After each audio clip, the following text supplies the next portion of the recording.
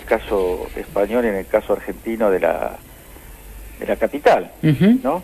Sí. De la capital y de una fuerza que es, de alguna manera, de fuerzas que constituyen novedades políticas, no novedades absolutas, por lo menos en el caso argentino, pero sí una instancia, una inflexión en la historia mundial, podríamos decir, porque tampoco se agota en Argentina y en España, tiene muchas repercusiones en Europa, bueno, la experiencia de Donald Trump, la experiencia de Bolsonaro, en fin. Hay una nueva derecha. Esta expresión se usa mucho, se usa demasiado, porque al final todo termina siendo nuevo, pero no se puede negar que hay elementos novedosos. Y sobre todo, yo quisiera también detenerme en el caso de Madrid, en el rumbo negativo de la experiencia de Podemos. Ese es quizás uno de los saldos más, para mi gusto, más dolorosos, ¿no?, de los resultados electorales, porque parece diluirse, parece retrotraerse la situación, me refiero a la situación de lo que sería el voto contrario a la derecha, a una situación que España vivió mucho tiempo, que es la existencia de un sistema de partidos donde uno parece ser más de derecha y el otro parece ser más de izquierda, pero terminan funcionando como un péndulo donde no cambia nada. El problema que ahora tenemos es que el péndulo no existe porque la agresividad de la variante de derecha es muy fuerte, pero también porque la izquierda ha perdido consistencia y la experiencia mejor, la experiencia popular, digamos así, de la izquierda, popular y juvenil y feminista de la izquierda española se ha debilitado de modo considerable. Nunca estas cosas son definitivas, porque para eso existe la política, ¿no? Pero ese dato hay que tomarlo en cuenta. Yo creo que el fenómeno argentino está también atravesado por una situación institucional muy grave. Yo creo que no sé si encaja perfectamente en la pregunta, pero no quería dejar de decir algunas cosas sobre eso, porque no solamente por la conclusión que sacan los jueces de la Corte Suprema y que vuelcan en su fallo, sino por los argumentos que se emplean, que revelan la absoluta falta de ética jurídica y de ética política de ese conglomerado, de ese grupo. Porque se llega a decir que el fundamento de la medida es el artículo de la Constitución Nacional reformada en el 94 que obliga a las provincias y a la Ciudad de Buenos Aires a hacerse responsables por los contenidos y por la práctica de la educación.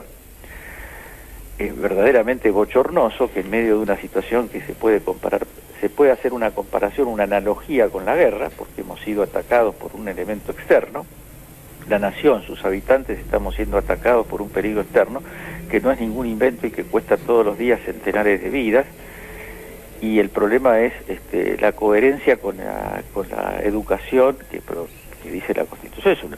El decreto no es un decreto sobre cuestiones educativas, de lo que se trata es de salvar vidas, porque si esta cuestión tiene que ser vista desde el punto de vista del respeto por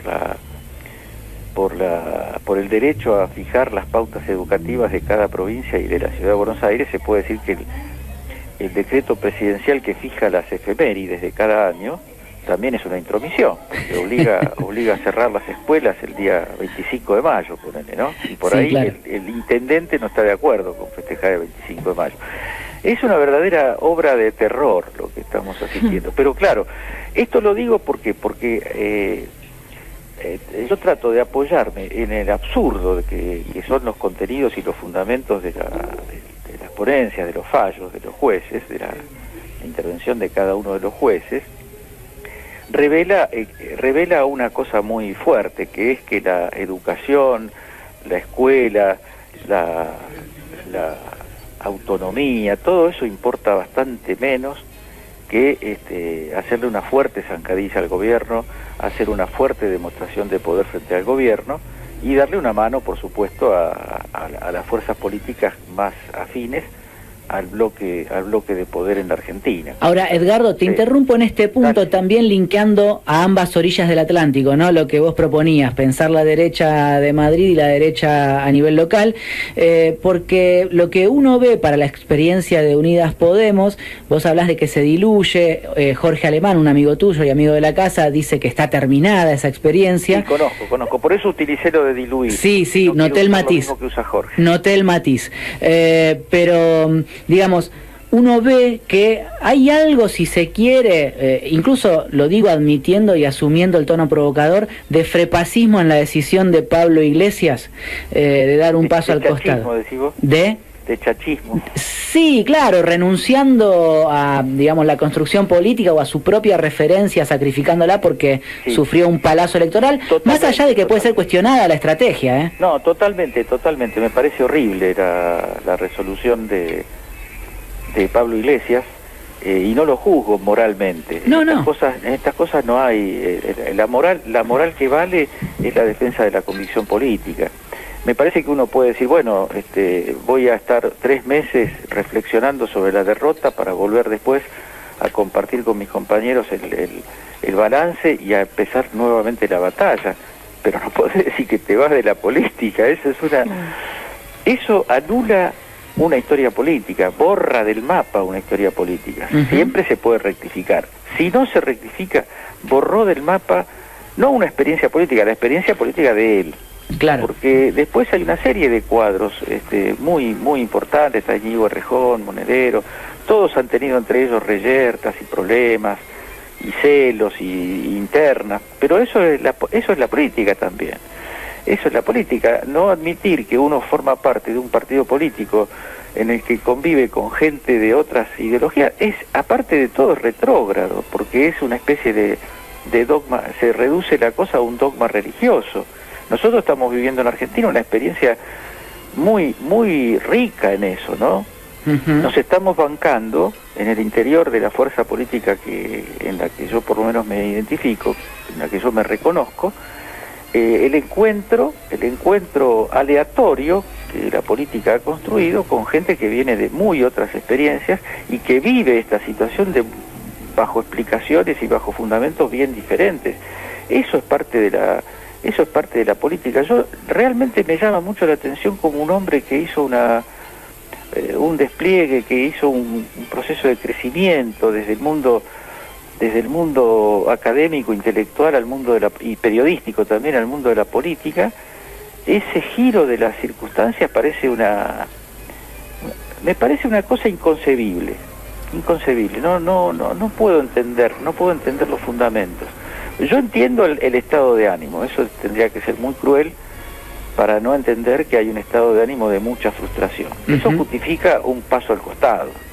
Doy un paso al costado, me quedo como militante, participo donde ustedes piensen que puedo hacer falta, pero siempre sigo con mis convicciones políticas para adelante, porque si no, el mensaje es, hago política si gano, si pierdo ya no hago más política. Moca, quisiera que tomemos otro aspecto de lo que pasó en Madrid para aplicarlo o pensarlo en la clave argentina o porteña, si querés, que es el hecho de que la campaña de la derecha madrileña estuvo basada en la idea de libertad contra el socialismo, ¿no? Sí.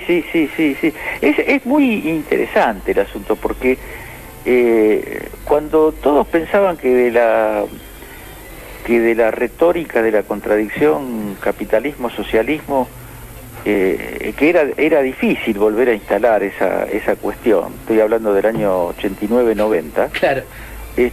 Porque era imposible porque la izquierda ya no tenía ninguna variante que pudiera llamarse con el nombre de socialismo. Pero resulta que es imposible porque la derecha no quiere renunciar a la contradicción contra el socialismo. Un socialismo que primero hay que inventarlo, primero hay que hablar de la existencia de un régimen estalinista en países que, si tienen problemas, no son los de ser estalinistas, sino los de haber cruzado el Rubicón del liberalismo a un neoliberalismo, a un capitalismo cerril, digamos. Esta es la verdad. Y la idea de que proteger la salud sobre la base de ciertas normas de distanciamiento e incluso de encierro es una idea que recupera la experiencia comunista. No sé, a mí verdaderamente vos nombraste antes a Jorge Alemán, así como yo tengo una pequeña discrepancia en el tema Podemos, hago un seguimiento muy intenso de sus escritos, y esto es el surgimiento de esta derecha es un hecho que vamos a tener que acostumbrarnos a pensarlo, no solamente a repudiarlo, porque repudiarlo es fácil, eso sale de las vísceras, pero después hay que pensarlo, porque hay que discutirlo, porque ahí hay gente que ha adquirido, ha comprado una interpretación del mundo de profundizarse, de establecerse, de continuar y profundizarse puede hacer mucho daño, porque esto es la antipolítica más cerril, es el nazifascismo por otros medios es esto. Mi inquietud a propósito de este tema o de esta bifurcada que plantea la derecha es porque acá también tenés a Patricia Bullrich y otros delirantes de la derecha vernácula diciendo que el gobierno de Alberto Fernández coarta las libertades, y tenés el fallido digamos mensaje de Pablo Iglesias y Podemos apelando al miedo al fascismo, que evidentemente en Europa no cundió, en España no cundió, y acá también uno vio ese tipo de mensajes por el progresismo brasileño frente a Bolsonaro en su momento, y uno tiene la sensación de que frente a determinadas maquinarias de la derecha está indefenso. Claro, yo creo que hay que hacer un examen muy crítico de la relación del mundo nacional popular, democrático, con los sentimientos y con las pasiones, porque esto se va de mambo de la cuestión del régimen de ideas políticas, de la concatenación de argumentos políticos. Esto es un estado de angustia colectivo, que es angustia de la pandemia, pero que es angustia del capitalismo, que es una angustia del capitalismo que se traduce en pedir más capitalismo. Eso es verdaderamente para pensar. Claro. O sea, porque estas reacciones, ¿por qué se dan ahora estas reacciones? Porque el piloto automático capitalista ha vaciado la escena pública, ha vaciado los debates, los ha metido en cajas muy previsibles, en argumentos muy estereotipados, y deja fuera ese debate muchas instancias de la vida personal de la gente, de los sentimientos, de las ideas religiosas, de las ideas morales, de muchas cosas de las que no se habla, porque el espacio está ocupado por una reducción de la política a dos o tres verdades establecidas desde distintas ópticas, digamos, ¿no? Yo creo que el único camino para salir de esto es más política, pero más política no en un sentido político partidario, político táctico o incluso político estratégico, más política, para usar una expresión célebre de Michel Foucault, más biopolítica, pero no la biopolítica que criticó Foucault, una biopolítica nuestra, una interpretación de la vida desde un punto de vista liberador, desde un punto de vista emancipatorio. Es una invitación a un tipo de pensamiento distinto, pero no a un tipo de pensamiento que existe, que quizás existe demasiado, que eso suele desembocar en razonamientos absolutamente abstractos, absolutamente inaplicables al mundo de la política real, sino un pensamiento comprometido con la práctica política. Hay que unir esos dos aspectos. Por nosotros, en los últimos tiempos, en el mundo han surgido líneas de reflexión verdaderamente interesantes, potentes, ¿no? Todo lo que es Slavoj Žižek, nuestro Jorge Alemán, antes Ernesto Laclau, el postestructuralismo, todo eso es de una potencia enorme. Pero salvo la experiencia de Laclau con Podemos y con lo nuestro también, ¿por qué no? O yo diría más con lo nuestro que otra cosa, porque Laclau, su fuente para pensar la razón populista es ante todo el peronismo, digamos. Entonces, pero darle mucha carnadura política, que la política empiece a atraer a esas mentes y a esas producciones, y que esas producciones reconozcan a la política. Hay que hacer un reencuentro entre el mundo de la reflexión filosófico-política y el mundo de la praxis política, porque si no nos vamos a quedar, de un lado nos vamos a quedar con consignas que se vacían por sí solas, Y del otro lado nos vamos a quedar con grandes reflexiones teóricas que no encuentran anclaje en ninguna herramienta para la acción. Es bastante preocupante. Nosotros, de todas maneras, yo quiero insistir en esto, y en esto sí acompaño a Jorge Alemán. Desde la Argentina tenemos que ver esto si se quiere, con un poquito de orgullo patriótico. Porque si vos haces una investigación comparativa de la posición de las fuerzas políticas anti-establishment, para no entrar en demasiadas disquisiciones al mencionarla, vas a ver que la Argentina está entre las principales. Uh-huh. El antagonismo argentino es uno de los únicos que se mantiene y en una situación de mucha intensidad, de mucha presión, ¿no? Esto que hablábamos antes de la Corte, ¿qué está señalando?